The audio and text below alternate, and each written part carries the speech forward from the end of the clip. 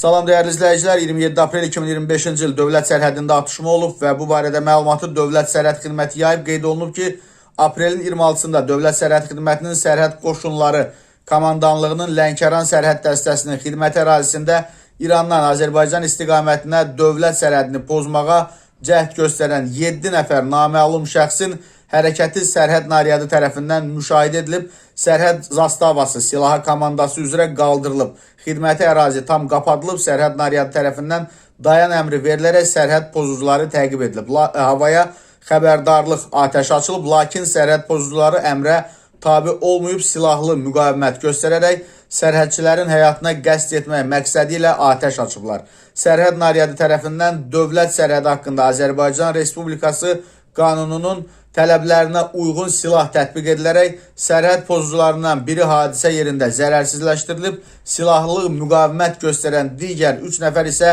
geriyə qaçmağa nail olub. Daxili İşlər Nazirliyinin əməkdaşları ilə birgə keçirilmiş sərhəd axtarışı və əməliyyat tədbirləri nəticəsində digər 3 nəfər Balakən rayon sakinləri 1998-ci il təvəllüdlü İbrahimov Rəcəb Məhəmmədoğlu, 1990-cı il təvəllüdlü İsayev İsa Maqamedoviç və 1982-ci il təvəllüdlü Uzunov Kamran Kamaldinoğlu saxlanılıb. Əraziyə baxış zamanı 3 ədəd bağlamada ümumi çəkisi 51 kiloqram, 884 qram narkotik vasitəyə bənzər maddə və çox sayda psixotrop həb aşkar olunaraq götürülüb.